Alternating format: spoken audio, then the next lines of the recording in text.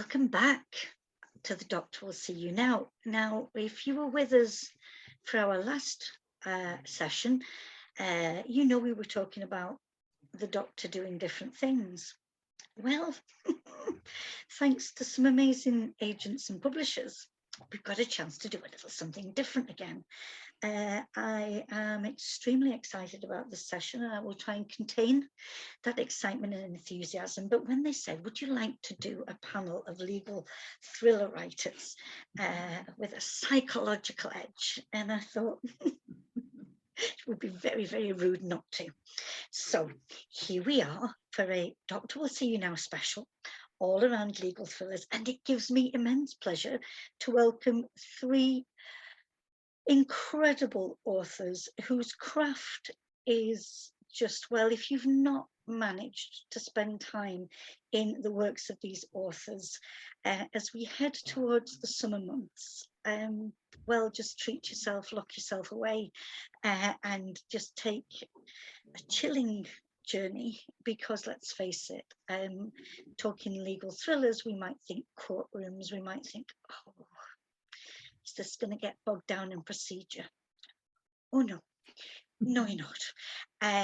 But I would leave, sort of like message somewhere that you're doing this, just in case people think you've gone missing, because you might not come out for a while. Anyway, without further ado, let me just introduce briefly the authors. First author, Nadine Matheson. Her bio says she's always been passionate about writing and storytelling. And we like that because the passion in the writing makes all the difference. Born and lived in London and is a criminal solicitor. Are you still practicing, Nadine? I'm on a break at the moment, Right, so cool. yeah. Give you a chance to focus on the writing, is it? Gives us a chance to focus. Beautiful, beautiful. So 2016, you won the City University Crime Writing Competition and completed the Creative Crime Thriller Novels MA at City University of London. And you completed that with distinction. And your debut novel, The Jigsaw Man, published by HQ, is already out. And I know there's another one in the pipeline. There is The Binding Room, which is out in July. So I'm looking forward to that. Yes, part 2. Excellent, excellent. Great going there. And I'll be back to ask you about that path of coming to this point of us meeting today. So you're really welcome. Thank you so much for being here. Next author I'd like to introduce is an author that since 2020, I should have interviewed 3 times, and we've been thwarted, but technology has allowed us to do this. So Harriet Tyce, is so lovely to see you, and welcome. You are somebody who has been involved in the legal profession as well. Are you no longer practicing? Are you able to enjoy writing fully?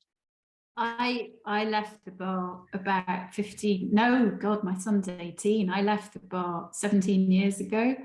And yeah, no, I wouldn't be, it would be not possible to be writing and doing that. And do that, yeah. So you also did an MA in creative writing, crime fiction at the University of East Anglia, and I know that's a fabulous course. So many people I know who've done that. A Sunday Times bestseller. I mean, Blood Orange was that debut novel, was it not? And just the impact you came out onto the scene there. And I have to say then, so The Lies You Told, and then the most recent book, It Ends at Midnight, and seeing what was done for that book here in Edinburgh, where I'm based now, was just phenomenal, with the lighting and everything. It was really good. So as I said, published by Wildfire, to great critical acclaim. So I hope we can get into talking about that. Squeeze, I'm going to say squeeze, but it's not an appropriate thing to say now, but squeeze lots out of that. Welcome, Harriet. Thanks for being here. And last but by no means least, a world traveller, literally to be here with us today. Really appreciate that. Dervla McTiernan, international bestseller, critically acclaimed author of The Ruin, The Scholar, and The Good Turn. You also spent time in the legal profession. Have you been able to leave it as well? Yes, I refer to myself as a recovering lawyer, like so many others, because I ran quite a few years ago now. I haven't been a lawyer for a long time, but I was a solicitor in Ireland for 12 years before we moved to Australia. Wow. And again, you know, the impact of making that move and what that has done for your writing. I think that's, you know, that's a really interesting story.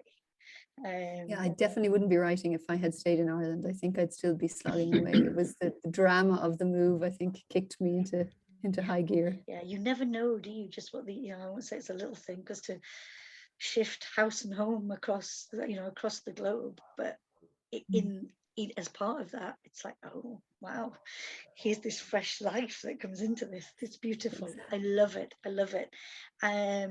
So you are a member of the Sisters in Crime and Crime Writers Association, and the book that I'd like us to be looking at is, I believe it's your first standalone, Tulla, yeah, The Murder Rule, published by HarperCollins, and it made me think of, you know, Fight Club. What happens if are we allowed to talk about the murder rule, or should we talk about something else? Anything, but no, wonderful authors.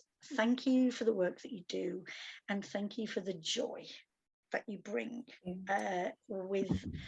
You know, I always say that sense of, we are so lucky, those of us who, you know, wait for that next book, but often it's easy for us to forget what you go through in order to bring that beautiful creation into the world. So bless you for that, blood, sweat and tears. So what brought you into writing crime fiction? At, you know, whatever point in your life, that idea of being involved with the legal profession, leaving the legal profession or still being in it, but why this dive into this world of wonderment? Dervla, do you want to set us off? Yeah, I think, you know, I didn't set out to write crime fiction. It just sort of happened that way. I had my very first book, I had just a little scene in my head, which was this 15-year-old girl, Maud, and her little brother, Jack. And all I knew about them was they were sitting in this crumbling country house in the middle of Ireland somewhere. And, you know, they were afraid and they were holding hands, and it was dark outside and cold and damp. And that was my starting point. That's all I knew. And then I knew I needed a cop to find them that night. And once I had the cop, it was pretty inevitable where we were going, you know. Now, I was reading mostly crime fiction, I guess, at the time. So it was inevitable that that would be what I would write. And I think I came to it through, well, look, I read fantasy growing up. That was my genre for most of my teens and early 20s. At some point that shifted to crime fiction. I think it was because it offered all the same things, you know, like really important stakes that seem to matter, and great characters and bloody good writing. There's a reason so many people read crime fiction. I think it's because there's so many good writers writing in crime fiction right now. The stories are great.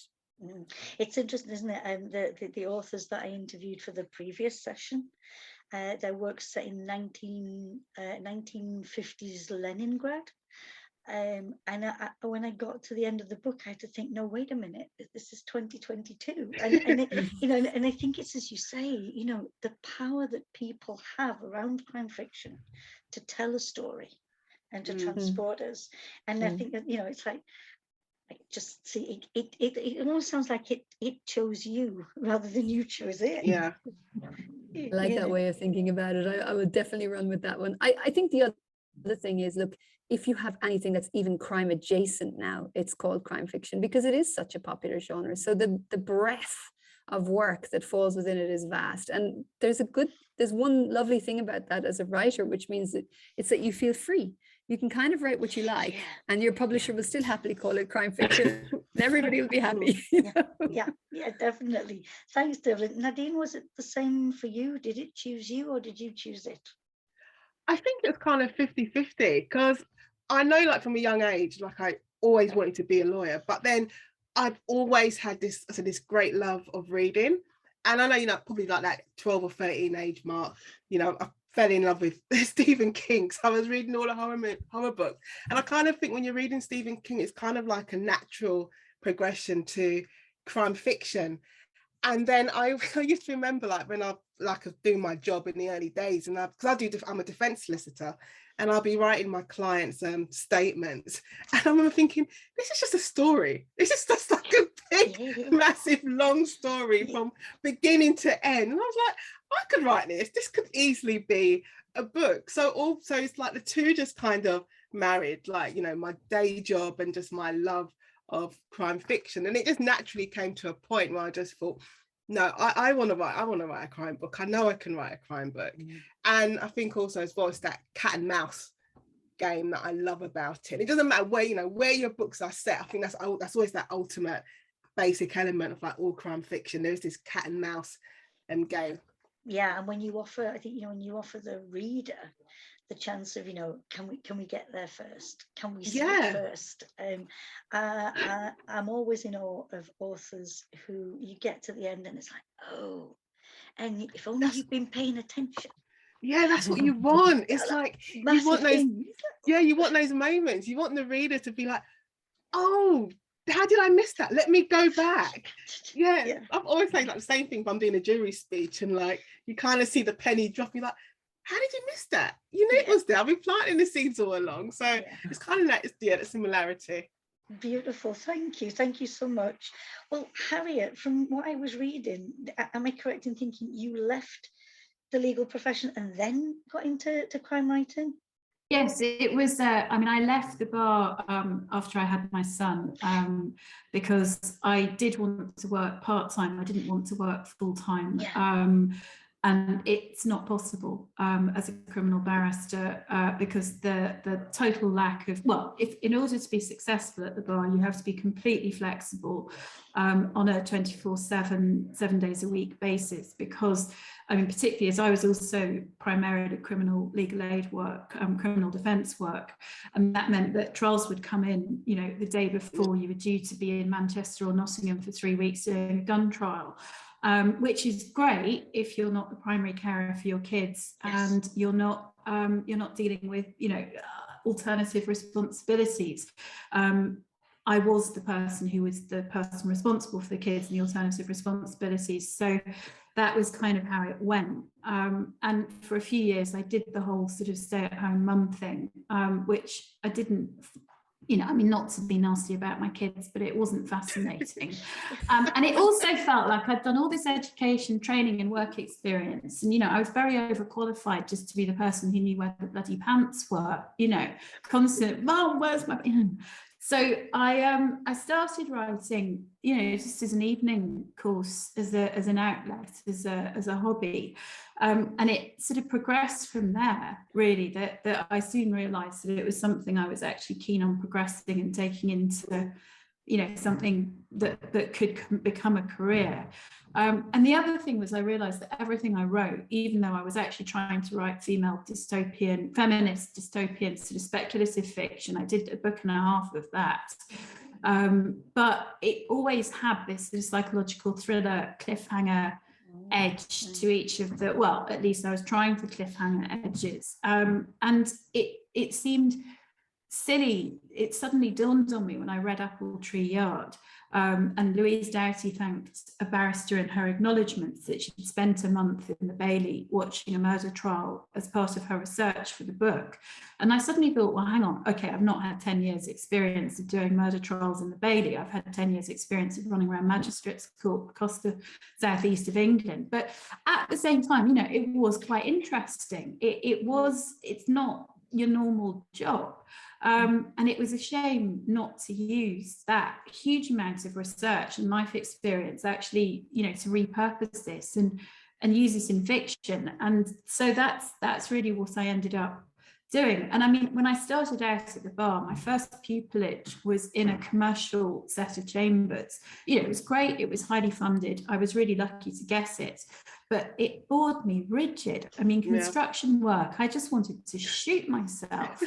And the only thing I found interesting was personal injury. And the only thing I found interesting about personal injury were the it was when they got private detectives to follow people who said they couldn't walk, but yet were, you know, going off and doing salsa dancing of a Friday night. And so that, yeah, and it was the narrative of that, it was the reports. So I then shifted over to criminal law, and exactly as Nadine says, that there's stories, there's so many stories, because it's people's lives. And even if the charges they're facing are incredibly trivial on a grand scheme of things, still the implications of the, you know, the conviction for dishonesty means they won't be able to get proper jobs again, that it's going to be a stigma they carry. It's you know, all of human emotion can be found, you know, under the most scrossy of magistrates or youth courts, let alone when you start to pitch higher and higher up to murder and grievous bodily harm or whatever. I mean, it's such a rich, it's just got so much there. It's fascinating.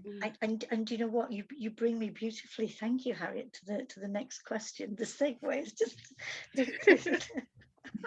and it's to say that of past and present experience, and maybe Nadine, maybe you could take this one first, seeing I know you're having a little break from it at the minute, but you are the one that's still in there. I've got my toe in, in the fray. And I just wonder, in the writing that you've been doing, what do you feel from the legal world? What are you able to draw on that is shaping your writing? I think it's what Harriet said about everyone's story is so individual, because I also teach at a law school as well, and I always say to the students that the reason why I love crime so much is because I could have 20 people all charged with the same offence, but everyone's story is so different. All the circumstances are so unique to them.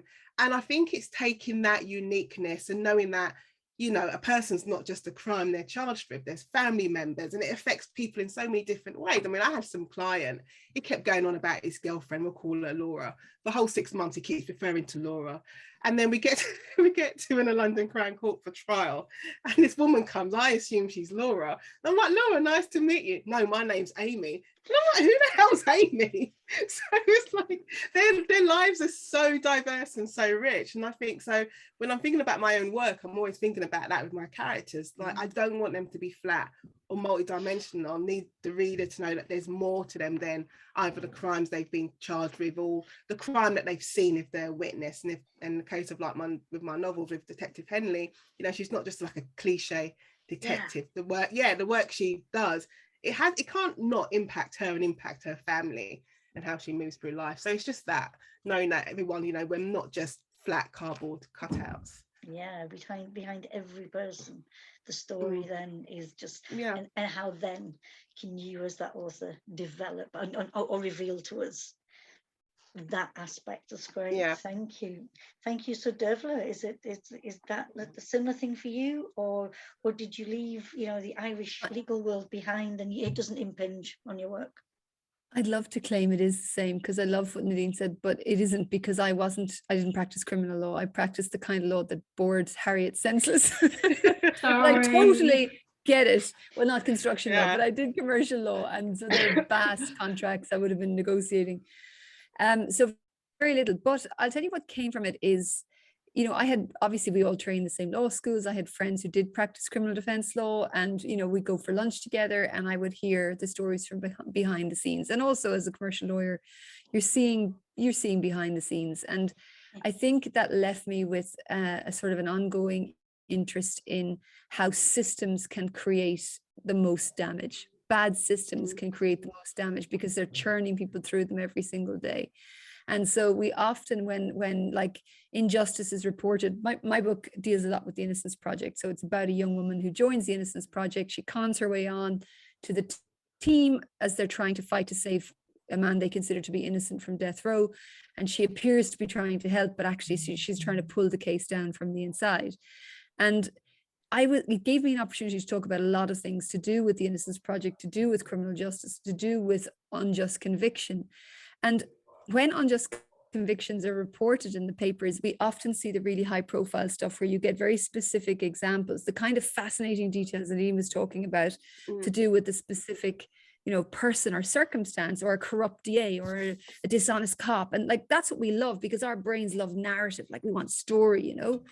what I'm really interested in is when the systems themselves are failing.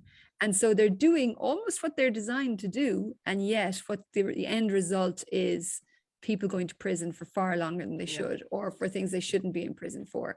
And to try and find a way to tell that story in a way that is sexy and exciting and fun and interesting to read, but still has something to say about that, because that seems to be what my brain is interested in, if that makes sense. Yeah, I love it, because, you know, I mean, we say this and it's so true, that you were talking about the flexibility of crime fiction, you know, but it lends itself to, okay, I'm going to tell you this story, but I'm also going to bring this to you, and I need you to consider this. And when you finish reading my novel, I want you to be aware, or I want you to have given thought to, and, you know, and I love it, because often, you know, we're there reading away, and it's not till we get to the end, it's like, oh, so that as well. Yeah, exactly. You know, yeah, I see my first job is to entertain people. Like, I want you to have a good time if you're reading one of my books. And that seems weird because often the subject matter is dark, but I want you to disappear somewhere. But I also think the best entertainment is also something that gives us an opportunity to think, you know, and consider and have something to chew over. Yeah, definitely. Now I'm gonna leave you with a question for you to think about while we start talking in more detail about your novels. And the question that I'm going to come back to is, if your writing was in the dock and you had to defend your writing, because I do think, and you know, very often, for most people to actually say, this is what's so good about my writing, is hard to say. We know we're not good at talking about what we think we're good at, maybe. But I'd like you to just a couple of points about the way that you write that you think is just like, you know, I commend this writing to you because. So hold that thought and let that mull around. I don't just want you to go, what am I going to say? And let's go to the novels. And Harriet, let's start with you. Please, will you give us the premise of It Ends Midnight? It opens with bodies impaled on a railing, bleeding out onto the pavement outside an exclusive address in Edinburgh, where a New Year party has gone horribly wrong. And then it works. I wish I could say that it works backwards like Gillian McAllister's brilliant new book, but sadly I've just used normal chronology. But essentially the main push of the book is to find out who and why these deaths have happened. The story follows a friendship between two women, Sylvie and Tess, who met at school in sixth form. And so one of the timelines is 1989, 1990, when they're first friends and learning to drink and get off with boys in Edinburgh, where, you know, most of the book's set, and also coincidentally, or perhaps not so coincidentally, I grew up. And then the second timeline deals with their friendship later on, you know, several decades later, in the run-up to the fatal party, and investigating really what went wrong, what went right, and the flaws that led, you know, in the end, to the tragedy with which the book opens. And there's a trial in it because one of the characters is, she's a barrister who is an assistant, she's a district judge. She's applying to become an assistant recorder. It's all quite arcane, the bits that I'm doing there, but the trial does inform the narrative to a certain extent. Yeah, and I love the way you explore the notion of dysfunctional friendships, because I think, as we go through life, these things happen. Hopefully, people don't end up impaled on railings because of that. But that again, to stop and think about, okay, so when I look at my friendship groups, how are we doing? How are we? How are we relating to one another? Are we speaking honestly and fairly? But did you, because of your experience with the Scottish, did you work in the Scottish legal system, even though you were sent? No, because just thinking again, you mentioned about the the arcane or the archaic processes, and it seems to me from what I've heard from friends who work here that the Scottish system is even more. It's different. Yeah. It's a different system. I mean, some similarities, but not many. I mean, that was one of the reasons why I didn't set. I would have liked to have had the whole thing set in Scotland, and I would have liked to have her the trial that she was doing to be something that was actually Scottish set. But I know my limits, and I think one of my stronger points is that I bring an authenticity to my writing about procedure, and I know it's the job of a fiction author, but I simply would be making it up, and I didn't want to risk making mistakes with it. So it's not, I think you can't just sort of slip a scene without doing a lot of research, and I didn't have time or necessarily inclination to do that research at that stage. So, you know, never say never for the future. Yeah, but I love, thank you for sharing with us, you know, that sense of the choice made, that, you know, even though this happens here, no, I'm not going to write, you know, the procedure here, it just wouldn't function. So yeah, I've come back to you a little bit more on that, but Nadine, the jigsaw man, yeah. All the face. It's like, how, you know, who can, you know, who can top this? You know, we've got two bodies impaled, but then Nadine, I'll see your two bodies, and I can raise you dismembered body parts all over the place. You do win on the dismembered body parts. That is 100%. I feel like I should start apologising to people now. That's the first thing everyone says. Nah, not at all. But why? Tell us about it. Well, obviously, as you said, the Jigsaw Man. It's set in Southeast London, which is where I grew up and it's where I live. And I kind of I always call the Jigsaw Man like my macabre love letter to South London. So that's like my first starting point. But as you said, it starts when body parts are found on the banks of the River Thames in Deptford. And Henley, who's my detective, I call her my detective, she's sent to the crime scene. She hasn't, yeah, she's mine. She's mine. She's so much part of me. She attends the crime scene. She has a new partner, TDC Remuta. And when she arrives at the scene, she realizes that the body parts fits the MO of a serial killer, Peter Olivier, he was called the Jigsaw Killer, but he's serving a life sentence in prison. So then she realizes that she's got a copycat on her hands. And then at some point she has to, this isn't a spoiler, but she has to go to Olivier just to get some help. And she suffers from, something is quite unique. She suffers from PTSD from a previous interaction that she has with him. So that's like a thread that carries out throughout the book. And he doesn't take too kindly at all to knowing that there's a copycat out there, like trying to emulate him. So I think it becomes a question of who's going to catch the copycat first, whether it's Henley or whether it's going to be Peter Olivier. And it's funny, when I came up with the story, because I live by the river and I grew up by the river, so I was always finding things.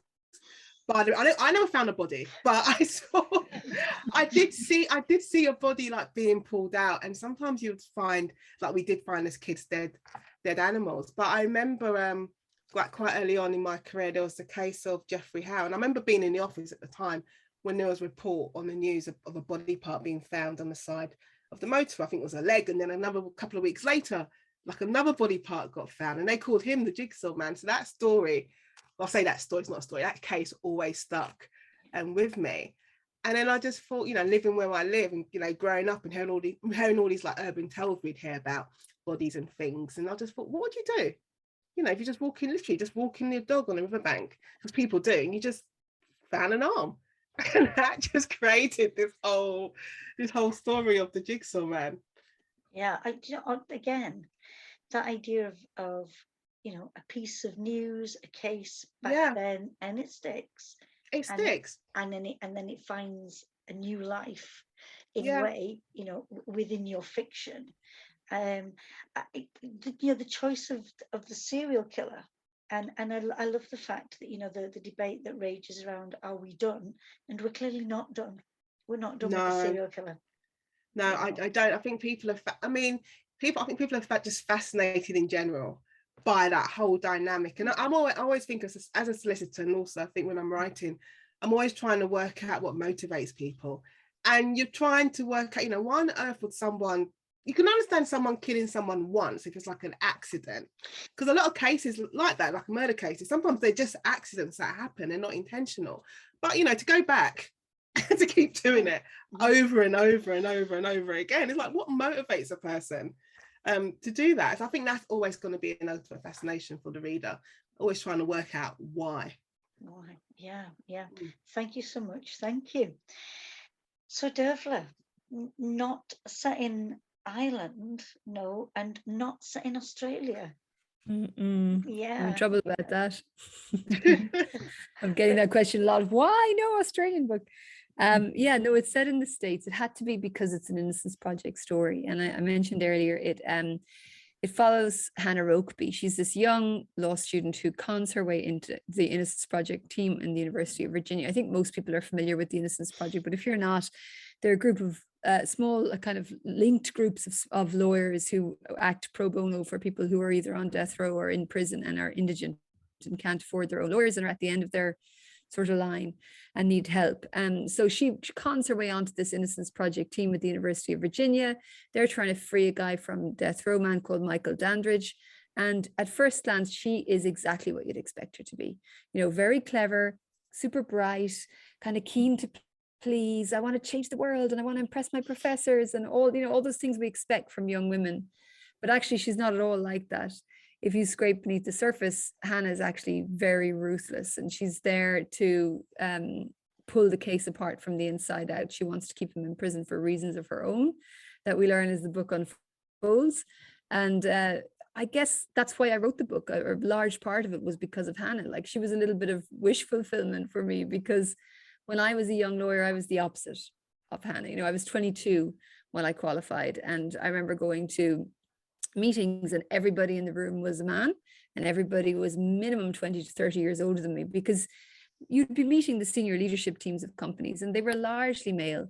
And there was sort of a dynamic that was expected of you as a young woman, you know, which was to be like, you had to be good at your job, but just don't make a big deal out of it, you know, and sort of like be very pleasant. If you can be charming, that's awesome, but not too charming, you know, and it was always this thing. And I think a lot of us went around with this constant dialogue in our heads where we checked ourselves all the time. You know, how was that received? How did people respond to me? Was that okay? Did I do that right? Should I do it differently next time?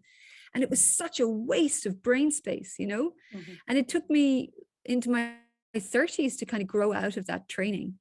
And I see young women today and I see them as so different. They're just not like that, I don't think. And I love it. And I wanted to write a young woman who gets a lot wrong. Like Hannah gets a lot wrong. But one thing she gets right is she knows what she's good at. She knows, and it's just an ingrained confidence that she has. She's not arrogant, but she's bloody good at certain things, and she just does stuff in a way that I was never able to. So I really like, that was probably one of the big things that drew me into the writing of the book. And actually, I'd say, because I read it this weekend, and I thought that she was absolutely cracking. And I'm sort of suddenly, as you were saying that, I was wondering if she has been perhaps the inspiration in my being a bit more forceful about a couple of things today, because I've done some boundary drawing today. But what I thought was so cool about her at the beginning was her saying, "I'm not here to make friends." And that was, it's a fascinating concept that you're not bothered about whether people like you, because that isn't the purpose of the exercise. The purpose of the exercise is actually working effectively and achieving the goal that you have. And it was actually, I thought one could learn quite, I mean, not from everything that she does perhaps, but one could actually, there's ruthlessness can be taken so far and then perhaps not that much further. But she's a cracking character. You know, Harriet, thank you so much. I really appreciate it. No, well, I didn't. I just started looking and I was like, oh, I'm halfway through. Goodness, oh, well, I'll keep reading that. This is great. You're so good to say that. Do you know what I watched? You guys watch Carpool Karaoke? There was an episode with James Corden thing. Yeah. Did you see the Lady Gaga one? No. It was Lady Gaga, and he's talking to her at one point about her lyrics, and he's basically slagging her off because her lyrics can be a bit obscure. And he does this thing where he holds up his hand as if he's reading them, and he says, when you're working with your producers in the beginning and they first see your lyrics, do they go like this? And she said, first of all, James, They don't get to do that because I'm the boss. And I just thought, yes.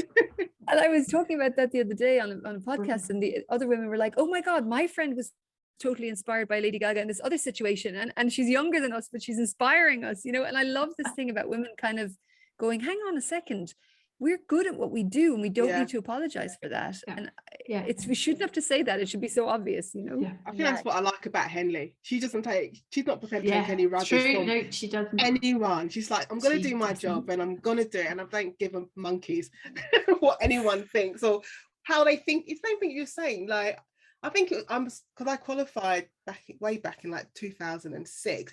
So I'm probably like on that cusp where you know what you want and you want to stand up for what you want, but you're still very much aware of how people are perceiving you, and you don't want to be perceived a certain way. So you're kind of treading this very, very thin line. But as I was saying earlier, I've got this very much a revolutionary streak in me, but it's like, how much do you contain it? So it's so good to be writing characters where they're just like, no, they're unapologetic about themselves. So I think that's the great thing about all of them. I think I'm going to try this the next one. I think definitely a bit more of that. I like your Sylvie's really pretty hardcore though. Your Sylvie's pretty hardcore, Harriet. She's an ambitious woman in that book. Yes, but I don't know that. I mean, without sort of, I can't give anyway. I know. I think. Well, actually, the challenge for me is more about. It is the likability, and it's anyway. But that was something that we were going to. I know that you've said the question you want to think about for later, Jackie. So I'm going to be quiet because I have that one.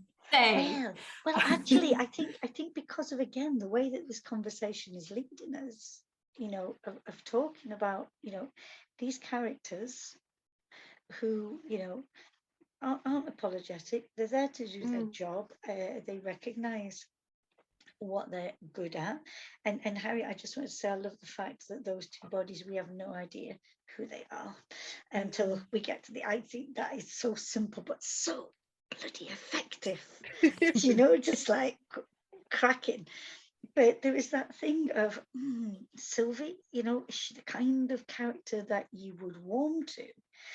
And then I think, well, does it matter? Because we'll come back to this thing, and I'll ask you, how do you all feel about, you know, you read people's reviews, you know, oh, the character was so sympathetic, and I warm to them, and it's like, does that not stifle an author's creativity? If I'm writing to pander to whether people are gonna like, you know, feel like they'd want to sit at dinner with the person, whereas really I need to tell a story. Harriet, do you want to go with that? Yes, because it destroyed my writing of book 2, because I mean, when I wrote Blood Orange, Alison was the character I wrote. Alison is someone I hold dear to me, and there is quite a lot of me in her. And she is a difficult, contrary, drinking too much, complicated person in a very complicated situation. But you know, she's flawed and messy and human. And when I started to see the reviews that were coming in, particularly from the States, but a lot of it from the UK as well, and I mean generally, about how dislikable she was, how horrible, how much people wanted to shake her, you know, shake her out of it. And it was a complete and utter shock. And I know that sounds naive, but also I'd written this book during my MA and I had no idea there'd be any readership at all, let alone publication. You know, I just wrote it, which was the purest, most innocent way of writing anything I'll ever have, because I just thought this is what I'm writing.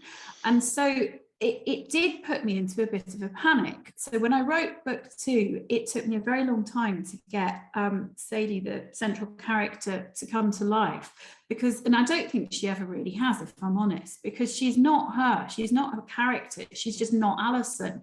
So every time Alison would, you know, open another bottle of wine, Sadie puts down her first glass of wine and says, oh no, I'm going home early tonight to look after my daughter.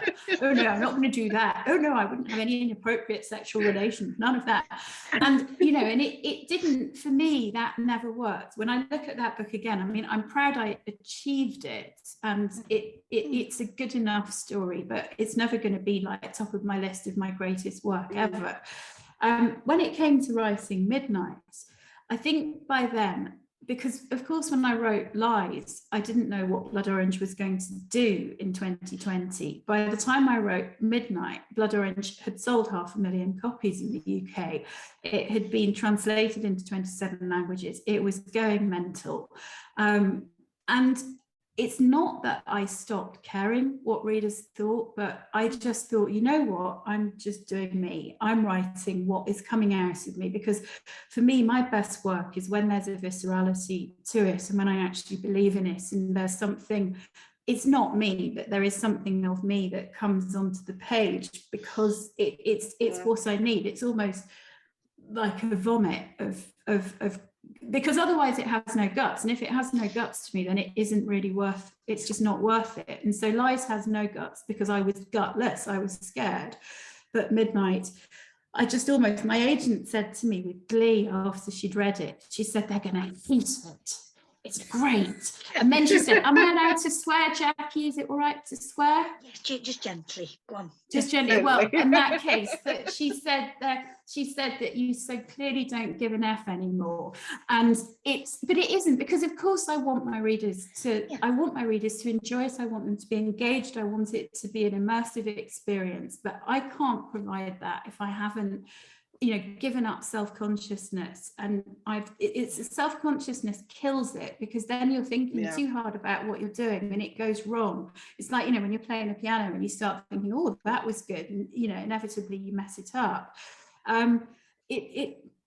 So I think that I can't care about likability. I can't care about any of that. I just have to write people that seem real to me, because if they don't seem real to me, they're sure as hell not going to seem real to anybody else.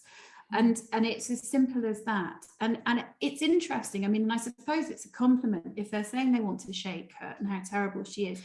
It's you want to write back and say, she's not real. It's a made up thing. That isn't a daughter. That's not a real thing either. So, in a way, if people have actually been angered, it means that what I'm doing is working, even if. And it's my feeble desire to be liked by everybody that has me going, oh, but actually, if you try and please everyone, you please no one. So there's a lesson in that. Yeah, definitely. So bearing that in mind, good women, let's talk about what we are so proud about, of what we've done. Let's defend that work, because we are going to get it freedom. It's going to walk out of here today and be out and about in the world. So Nadine, are you ready to set us off on the... I am ready to defend. I would always defend Henley, because I think she's the best. Because I said before, she stands up for what she wants. She's not prepared to take any rubbish from anyone, and that includes like her husband and her boss and her partner. She stands her ground, but there is a part of her that will acknowledge like her weakness, but she doesn't let her weaknesses define her. Like, she could have let the fact that she had this situation with Olivier, a serial killer, define her, that she suffers from PTSD. She's got, her marriage is on the rock. She could let all these things define her, but she doesn't. She's like, I'm here to do a job and I'm gonna do my job, and whatever happens after that, I'll deal with it. So yeah, that's why I'll defend Henley. Excellent, thank you. I think the jury is looking favourably on that one. It's a strong defence. I like it. Dervla.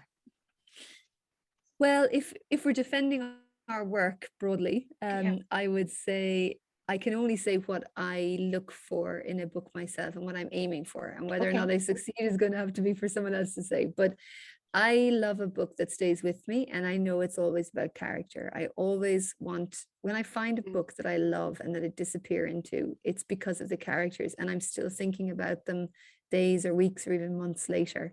And so that's what I'm trying for. When I'm going to set out to write a book, I have to find a character I feel so much for.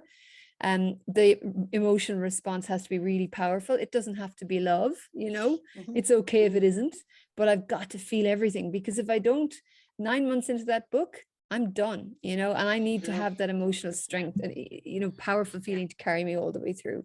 So I'm always trying to create characters that you're going to care about. Like, you can have the most dramatic nuclear bomb, White House going down circumstances in the world, and you'd be bored silly if you don't care about the Yes. characters. Yes. Whereas a lost crisp packet is a crisis if you do care, you know. Especially if it's you like about the crisps, character. yeah. I like crisps, Yeah. let's be honest. They're bad, but so So good, yeah.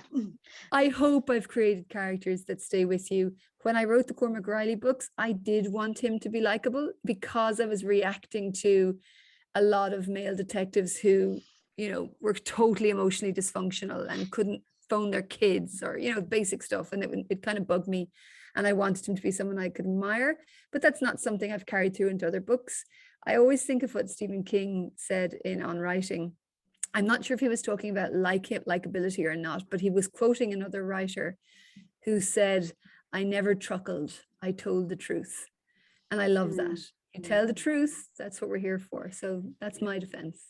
Okay, that's beautiful. Yeah, the truth. And that fits beautifully within our setting as well of the legal thriller.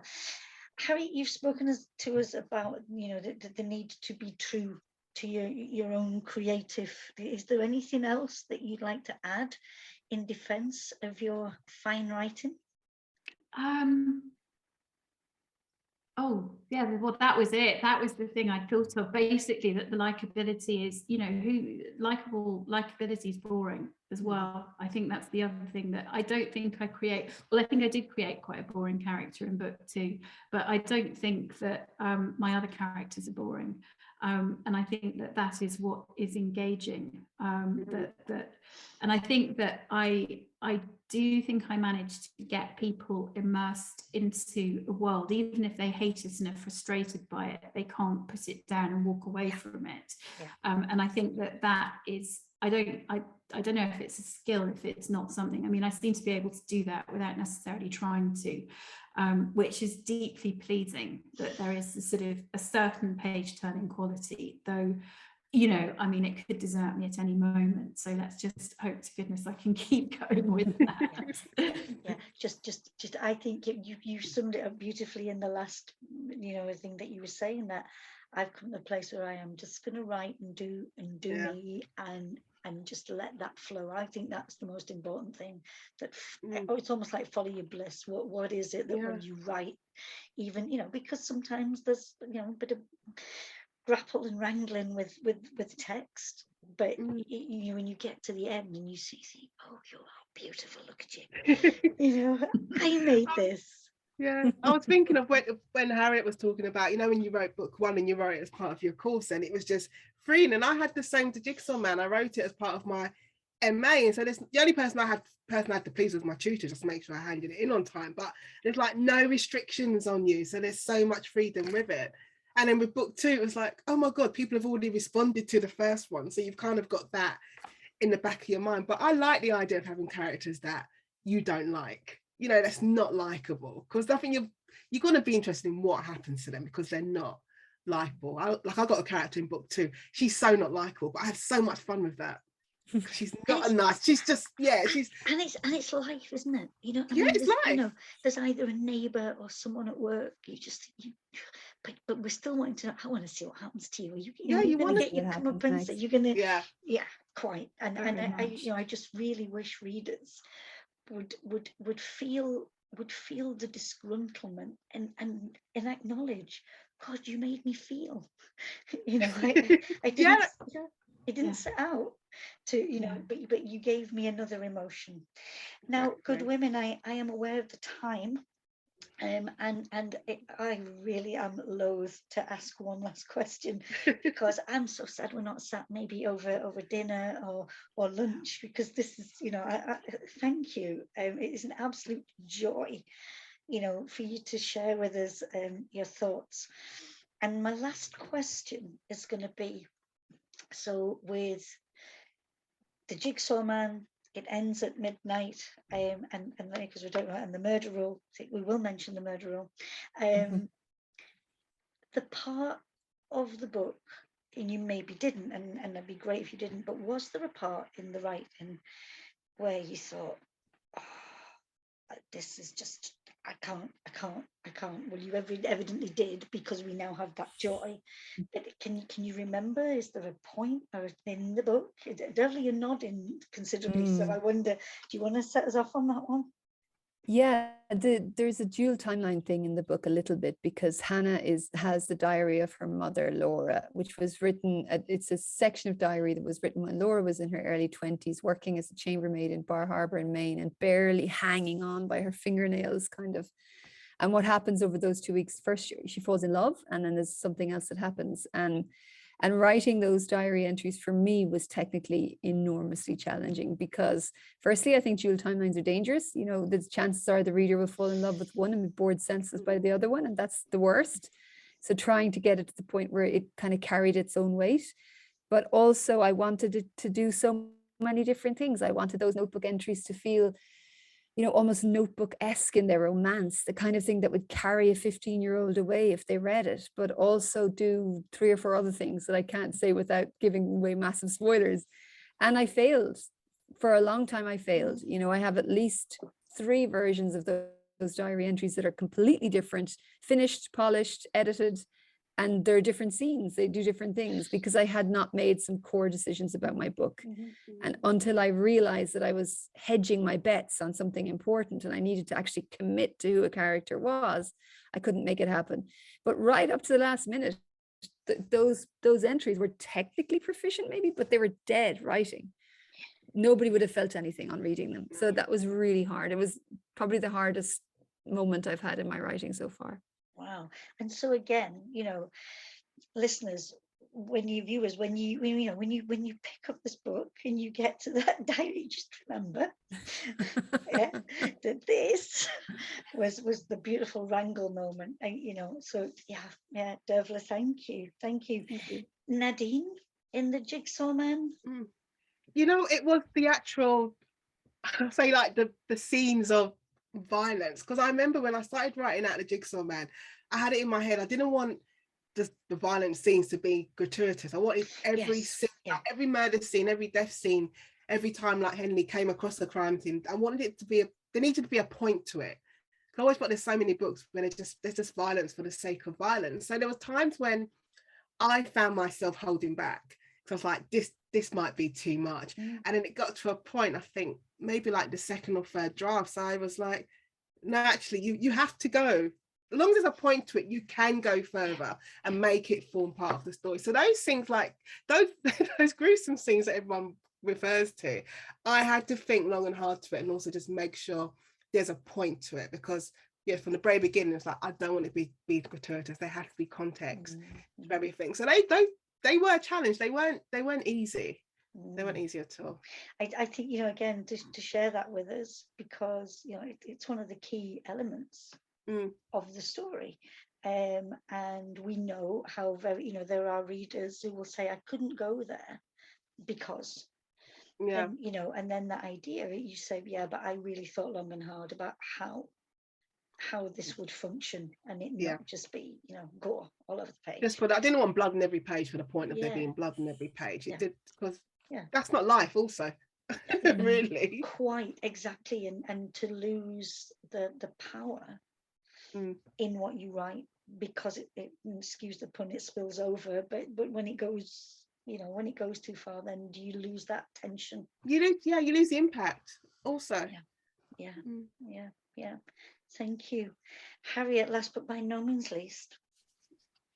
The section, I referred to it earlier, that there's a trial in the middle of the book that Sylvie is presiding over as district judge. And it was very difficult, because I've reached the end of my legal experience, I have to say, because the 10 years work I did was all very junior, apart from things I followed pupil masters with.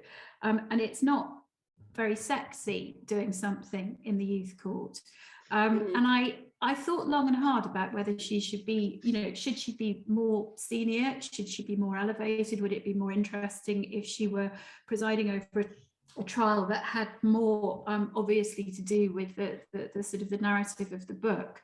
And then I decided, actually, no, that parallels didn't need to be as obvious as that there could be a subtlety to it, and it could be something that was a youth court that was exploring sort of ideas of truth and privilege, and that it could be done in that much, you know, more downscale kind of a way. But it was really tricky. It was really tricky getting to that point. It was really tricky actually trying to work out the facts of that case, the characters of the characters who were taking part in the case, and not making, the political statements I was trying to make through that too overt or aggressive. That it was technically, and just in terms of working out the plotting, that was very, very difficult.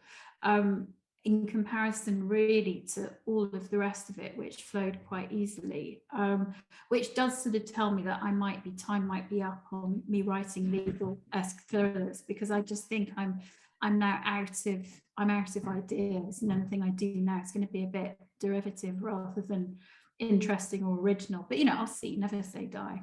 You never know, but I think that again, that being open to the thought of maybe that end of that road has been reached and it's time for me to, because I do wonder, there are some authors where sadly you think, you can stop doing this because you've done this and you've done this, and it's, there's going back to comfortable slippers, and then there's, but you've already written this book, you've just done it in a different way, and so Harriet, wherever the spirit leads, just keep writing that kind of writing that is not willing to compromise, because it doesn't sit. I think, when there's that feeling there. Well, legal thriller authors, what I really don't want to say thank you and goodbye, but I'm going to have to do it. But Nadine Matheson, Dervla McTiernan and Harriet Tyce, it has been so interesting and such fun as well. I think, we're dealing with dark, difficult subject matter, but I think, the joy that bubbles under is just beautiful. I wish you all the very best with your books and with future writing, and if fate and destiny will allow, I look forward to the time when we can actually be in real life and discussing further. But until then, thank you so much and see you soon. Yeah. Thank you. Thanks for having us. Goodbye everyone. Bye. Bye-bye. Bye.